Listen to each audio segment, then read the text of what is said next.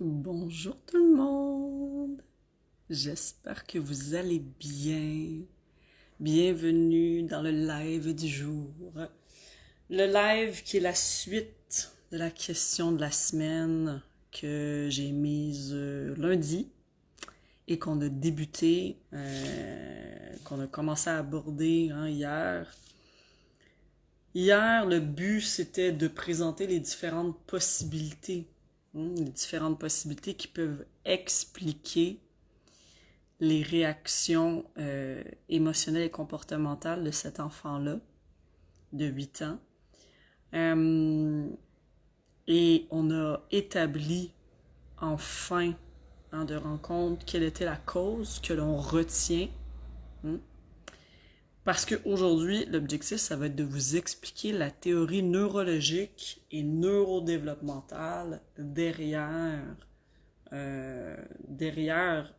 ces réactions-là. Hein?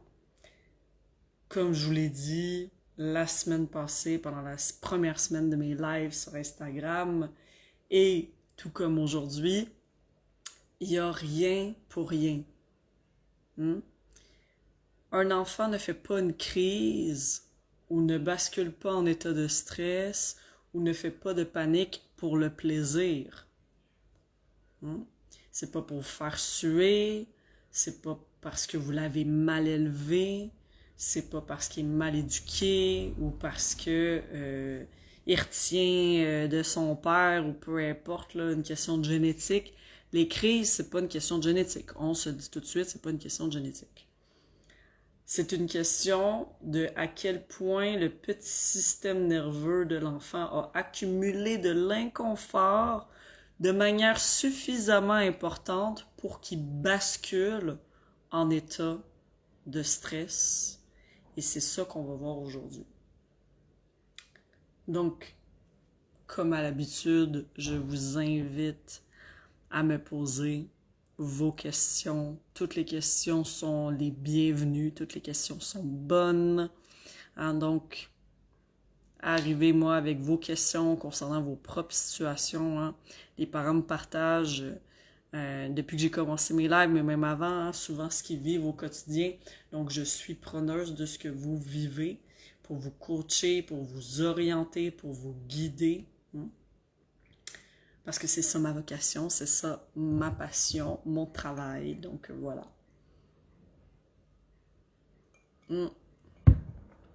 Donc, je répète la situation que j'avais reçue de la part de la maman. Mon enfant a 8 ans, impossible de l'habiller le matin avant d'aller à l'école. Ça fait 2 ans que c'est plus intense.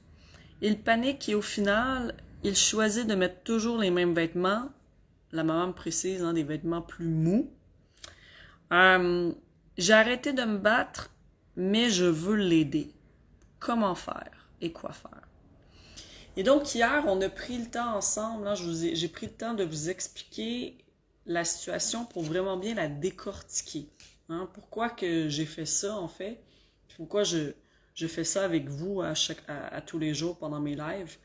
C'est vraiment pour vous démontrer comment qu'on analyse une situation avec un enfant. Parce que trop souvent, on va prendre personnel les réactions émotionnelles et comportementales de nos enfants.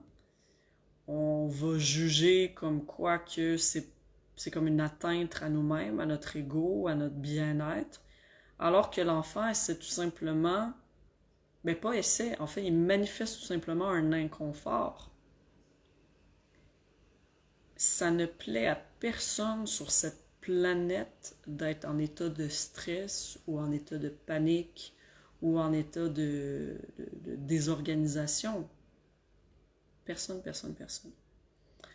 Et donc, par rapport à la situation ici, je vous disais hier qu'il y a plusieurs aspects qui étaient intéressants dans les précisions que la maman m'a données. D'abord, le fait que l'enfant, c'est le matin avant d'aller à l'école. Il y a le contexte qui est intéressant ici. C'est pas dans la journée, c'est pas en fin de journée, c'est pas avant d'aller au lit, c'est avant d'aller à l'école. Donc, il y a puis le matin. dans le sens que toute la routine du matin qui peut être très stressante. Hein? Parce qu'il y a le go, go, go du matin, on fait les lunchs, on prend le petit déjeuner, et tout le monde de la famille se met en mode efficacité hein, pour se rendre à l'école à l'heure. Donc, il y a cet aspect-là qu'on voit qu'il y a une notion d'anxiété ou de stress lié au contexte. Deuxième chose, on disait, ça fait 2 ans que c'est plus intense. Donc, moi, ma question que j'émettais comme hypothèse, c'est qu'est-ce qui se passe depuis 2 ans? Pourquoi avant, donc avant 6 ans, ça allait, puis là, depuis entre 6 et 8, ça va plus? Est-ce qu'il est arrivé un trauma? Est-ce qu'il est arrivé un deuil, une séparation, un déménagement, un changement d'emploi chez les parents? OK, fait qu'il y a tout cet aspect-là. Il panique et au final choisit de mettre toujours les mêmes vêtements, fait qu'il retourne dans ce qu'on disait hier, vers sa zone de confort. Et qu'est-ce qui manifeste en lien avec tout ce stress-là? C'est une hypersensibilité tactile. On avait déjà parlé au niveau des sens. Il y a 3 étapes d'intégration de l'information hein, quand on est comme être humain. On est avec un tronc cérébral qui est pas pleinement mature, mais qui est assez mature pour assurer la survie. Ça, c'est notre cerveau inconscient. Après, on a notre système limbique, qui est notre cerveau semi-conscient, notre système des émotions. Et ensuite, la 3e couche, c'est notre cortex, c'est notre cerveau conscient. L'information sensorielle arrive dans la première couche du cerveau. Fait que, par exemple, je me fais effleurer, ça va au niveau de mes nerfs, tac, tac, tac, ça passe au niveau de ma moelle épinière, nanana, ça s'en va dans mon tronc cérébral. Le tronc cérébral, je vous l'ai dit la semaine passée, moi j'aime ça donner des noms un peu farfelus pour imager, hein, vulgariser plus aisément le système nerveux, mais pour moi le chien de garde, c'est un peu, le tronc cérébral, c'est un peu le chien de garde de notre système nerveux. Dans le sens qu'il fait le choix d'aboyer, en mentionnant que l'information reçue est une source de danger, ou de laisser passer l'information. Ici, si l'enfant réagit toujours par rapport aux vêtements, hein, il y a une forme d'hypersensibilité tactile, ça veut dire que l'information tactile arrive au niveau du tronc cérébral, le tronc cérébral interprète comme quoi l'information elle est dangereuse, donc le chien aboie, informe le système limbique qui est la 2e couche comme quoi que c'est dangereux, ce qui fait que le bouton d'alarme qu'on avait parlé la semaine passée, l'amygdale est déclenchée, ça fait une réaction de stress général dans le corps de l'enfant, avec libération cortisol, adrénaline, etc. Et au niveau du système limbique, bien évidemment, ça crée la réaction émotionnelle et comportementale qu'on voit. Qu'est-ce qui fait l'enfant? Il panique. Et quand et c'est ça la notion neurologique à bien comprendre aujourd'hui, c'est qu'un coup que l'amygdale a été enclenché, hein, le bouton d'alarme du système limbique, puis que la réaction de stress qui se déclenche dans le corps, il y a une déconnexion qui se crée avec le lobe frontal. C'est-à-dire que quand bien même que l'enfant, on essaye de le raisonner, il n'est pas en mesure d'être raisonné parce qu'il n'a pas accès à sa raison. Le lobe frontal, la zone des intelligences, le cortex conscient n'est pas accessible en situation de stress. Pourquoi? Parce que l'humain est fait pour survivre. Si vous êtes poursuivi par un ours en pleine forêt, ou par un lion dans une savane, peu importe, c'est pas le temps de réfléchir longuement. ni d'entendre les conseils de Pierre Jean-Jacques autour de nous. C'est le moment de soit combattre, première réaction de stress, soit fuir, deuxième réaction, ou soit on fige. On fait le mort, hein? Comme l'antilope qui tombe quand elle voit le lion, elle fait la morte. Okay. Donc ça, c'est les 3 réactions de stress. Notre enfant qui panique ici est plus dans une réaction un peu de combat, dans le sens que il va se mettre à se désorganiser, il peut cracher, crier, frapper, taper, mordre, etc. Est-ce que c'est parce que vous l'avez mal élevé? Non. Est-ce que c'est parce qu'il exagère? Non plus. Est-ce que c'est parce qu'il fait des caprices? Non plus. Est-ce qu'il vous manipule, vous provoque? Non plus, non plus. C'est parce que le système nerveux a interprété, je dis pas ses récepteurs tactiles, hein, mais son système nerveux a interprété comme quoi l'information reçue, elle est dangereuse et que pour assurer sa survie, il doit fuir. Tout comme une allergie alimentaire. Une allergie alimentaire ou une allergie en général, c'est une réaction auto-immune de notre système immunitaire qui combat quelque chose en pensant que c'est dangereux pour notre système alors que ce ne l'est pas. Hein, c'est pas vrai que du pollen, c'est dangereux pour notre survie, non. Mais le système immunitaire va se mettre en mode combat parce qu'il va penser que c'est dangereux. Hein, c'est toute l'interprétation. Mais ici, c'est la même chose. Le tronc cérébral, le chien de garde va se mettre à aboyer en pensant que c'est dangereux, mais ce ne l'est pas. On sait que des vêtements, c'est pas dangereux. Mais lui, il interprète comme quoi que c'est suffisamment inconfortable et que c'est tellement d'informations à gérer que oui, c'est une source de danger. Je vous invite à me poser vos questions, hein, si vous avez des questions au fur et à mesure. Sinon, c'est des questions un petit peu plus précises ou personnelles. Je vous invite à me poser vos questions en message privé. Salut Philippe! Salut M! MH2O! Bonjour! Donc voilà, fait que je vous invite à me poser les questions en message privé parce que si jamais c'est quelque chose d'un petit peu plus précis, je vais pouvoir vous répondre davantage, mais autrement, venez avec vos questions et dites-moi justement vos préoccupations, vos questionnements actuels. Donc, voilà. Hyper important de se rappeler cette notion-là, qu'on a complètement une déconnexion par rapport à notre capacité au niveau des intelligences, au niveau de notre capacité de raisonnement, de logique, d'organisation de notre comportement, de planification, d'autorégulation, d'auto-apaisement. Quand on est en état de stress, c'est complètement déconnecté. Et en fait, qu'est-ce qui arrive chez cet enfant-là de 8 ans particulièrement? Ben, il dort. Et là, il se réveille, il est un petit peu somnolent. Là, il est en état d'hypovigilance, peut-être le matin, parce qu'il est un petit peu endormi. Et là, il y a comme une escalade qui se crée. Moi, en tous les cas, c'est ce que je vois beaucoup chez les enfants en lien avec la reprise de la routine de l'école. C'est qu'on change drastiquement de rythme et d'énergie en lien avec la reprise de l'école, reprise du travail des parents, avec un mode qui est plus speed.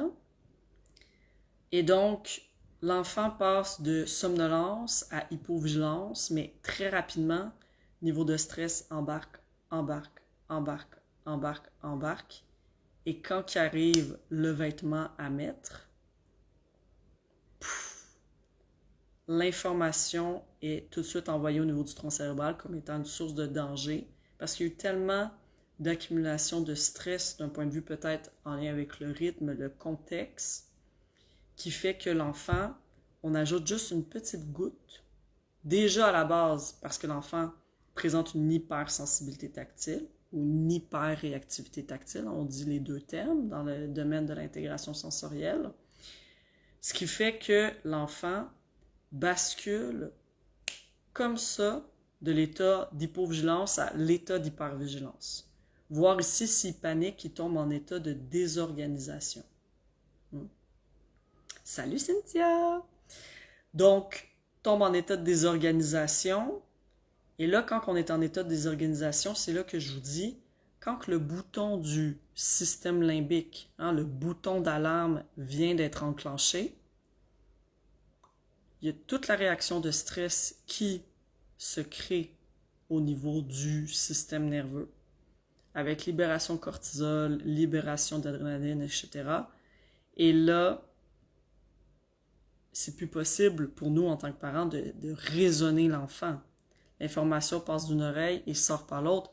Et c'est pas parce que l'enfant ne vous croit pas, qu'il ne veut pas être à votre écoute, peu importe, non.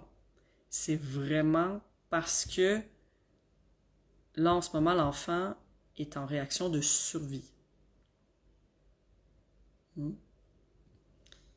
Et donc, oui, il y a certains types de vêtements, et si on va le voir dans les solutions demain, mais c'est surtout demain et jeudi ou vendredi, je vais vous repréciser quand on se voit jeudi ou vendredi pour le dernier live sur le sujet.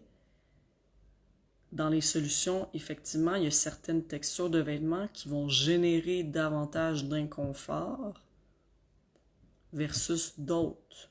Donc, c'est pour ça que l'enfant, ça m'étonne pas qu'il préfère des vêtements mous. Plus d'ordre du jogging, quelque chose dans lequel ça va être un tissu qui va être lousse, qui va être léger, qui va être ample, qui va être flexible. Parce que autrement, le tissu en lui-même lui génère des inconforts. Et c'est l'exemple un peu comme je vous disais hier. Moi, quand j'étais petite, moi j'avais une hypersensibilité tactile. Et cette hypersensibilité tactile-là, je vous donne un exemple, moi c'était au niveau des textures de vêtements. Mais même, par exemple, je me rappelle, avec mes parents, on était allés à Cuba, puis il y avait du sable dans mon lit. Mais pour moi, c'était tellement stressant. Bonjour, ma chère! C'était tellement stressant et anxiogène de me positionner dans mon lit, de savoir que j'allais dormir dans un lit qui allait avoir des grains de sable.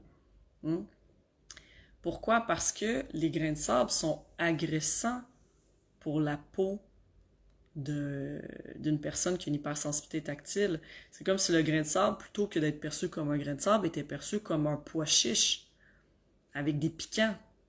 C'est pas pour rien qu'on vous dit, par exemple, des personnes qui ont une très grande hypersensibilité tactile, notamment en autisme, sous la douche ou sous la pluie, les gouttes d'eau, c'est perçu comme des couteaux. Autant que dans l'hypersensibilité auditive, là on change de sens, mais l'hypersensibilité auditive, des sons peuvent être perçus comme si c'était un avion à réaction qui passait à toute vitesse à côté de nous, alors que ça peut être juste des bruits d'enfants dans une cafétéria.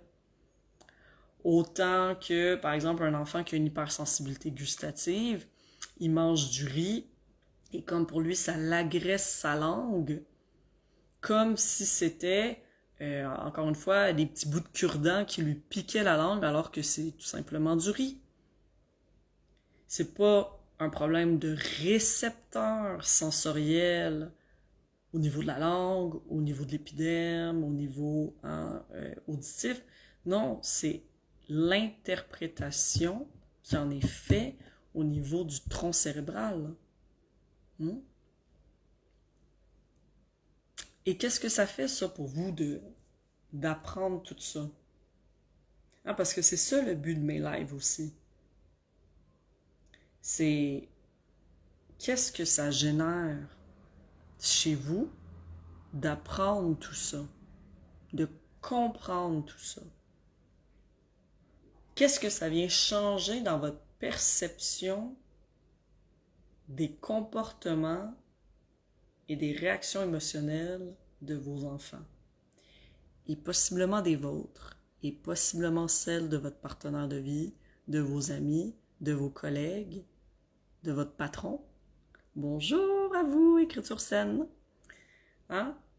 à quel point ça vient changer votre perception de savoir que derrière toute crise, derrière toute panique d'un enfant, il y a un inconfort suffisamment important pour générer une déstabilisation complète de son état, de son système nerveux.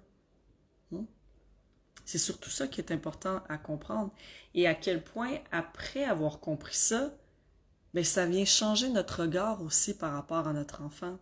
Parce que quand on comprend que l'enfant ne fait pas ça par caprice, ne fait pas ça par manipulation, ne fait pas ça par provocation, c'est pas parce que vous l'avez mal élevé ou mal éduqué, mais c'est peut-être tout simplement, en fait, c'est en lien avec un inconfort qui était suffisamment grand, bien, on a beaucoup plus de bienveillance par rapport à cette réaction de panique-là par rapport à notre enfant. On a beaucoup plus de compassion aussi. Et comme la maman me disait dans le message, puis que je vous mentionnais hier, elle me dit à la fin du message, j'ai arrêté de me battre, dans le sens qu'elle lâche prise, elle laisse son enfant s'habiller en mou, et elle fait bien. Parce que si la maman se battait à s'obstiner à vouloir que son enfant mette les vêtements qu'elle souhaite qu'il mette, peu importe la texture, ben au final, ça augmenterait le niveau de désorganisation de son système nerveux, voire peut-être le faire basculer vers la prochaine étape de stress qui est la dissociation. Puis la dissociation, on en avait parlé la semaine dernière avec l'histoire de cas du petit coco de 3 ans qui réagissait face au bruit dans les endroits publics. L'état de dissociation, en fait, c'est que l'enfant, il est plus là. Il est plus présent, il est plus disponible. Dans le sens qu'il est tellement en état de stress qu'il faut juste que le stress s'évacue. Mais il n'y a rien à faire en tant qu'adulte. C'est ça qu'on va voir demain. L'objectif de demain, c'est de voir quelle posture adopter en tant que parent. Quelle posture je vois en général que les parents qui me consultent, autant quand j'avais ma clinique au Québec, en France qu'en Suisse, quelle posture je vois en général que les personnes manifestent et quelle est la posture idéale? Quelle est la posture idéale pour que l'enfant, justement, son niveau de stress puisse s'amoindrir? Parce qu'ici, on voit qu'il y a eu un build-up. Oui, à la base, il y a une hypersensibilité tactile qu'on va aborder dans les solutions ensemble, que je vais vous exposer. Mais il y a eu aussi, vous le voyez, une escalade qui l'a mené à porter cet événement et là, pouf, tout explose. Donc, comment qu'on peut faire, puis c'est ça mon rôle en tant qu'ergothérapeute, puis c'est ça que l'ergothérapeute canadienne et dans lequel j'amène mes mamans dans mon programme Artemis, qui est mon programme d'accompagnement pour mamans et enfants. Le but, c'est de leur apporter des connaissances au niveau neurodéveloppemental pour qu'elles puissent en elles-mêmes mieux anticiper, mieux comprendre, mieux lire leur enfant pour après appliquer les meilleures techniques qui soient pour empêcher ces build-up-là et quelle manière, elles peuvent gérer leur stress ou gérer les trucs à faire ou gérer leur rythme ou leur organisation qui va faire que, il n'y aura pas le build-up pour cet enfant-là le matin. Et donc, quand il va mettre ses vêtements, ben, peut-être que si l'environnement en général autour de lui est déjà moins dans un état de stress, mais peut-être que le vêtement va moins occasionner de stress et plutôt que de paniquer, l'enfant déjà, il va être inconfortable. Déjà, c'est un succès en soi. Quand on dit j'amène un enfant en état de panique, un état d'inconfort, c'est bon. Puis après, le but, ça va être d'apporter l'enfant en état d'inconfort à un état de neutre. Et après un état neutre à un état confortable. Et d'un état confortable à un état de bien-être. Fait qu'on y va tout le temps par étapes, bien entendu. Mais déjà, si on met un contexte environnemental, social et physique qui permet d'amoindrir l'état de panique, ben c'est génialissime. C'est génialissime. Hein? Donc, je vous invite à réfléchir là-dessus, mes chers parents. Donc, posez-vous la question, qu'est-ce que ça vous fait d'entendre tout ça? D'entendre tous ces concepts-là, de voir tout ce qu'il y a derrière un comportement d'un enfant qu'on pourrait juste dire hey, mon enfant, c'est tellement niaiseux, il réagit à cause des vêtements. Alors que non, c'est quelque chose de plus grand. Puis je vous invite aussi à vous poser comme question, mais vous, quand vous étiez enfant, est-ce que vous aviez des inconforts aussi sensoriels? Pas nécessairement au niveau des mêmes sens, mais juste de le ramener aussi à vous, à votre enfance. Parce que des fois, on a tellement des grandes exigences par rapport à nos enfants qu'on oublie que nous-mêmes, on a été enfants et on oublie que nous-mêmes, on a possiblement eu des inconforts sensoriels et qui menaient à des réactions émotionnelles et comportementales de la sorte comme notre enfant ici de 8 ans. Mais il y a quelque chose qui explique ça. C'est pas pour faire suer les adultes autour de nous. Empêcher notre parent d'arriver à temps au travail, lui nuire dans son bien-être. Mais non.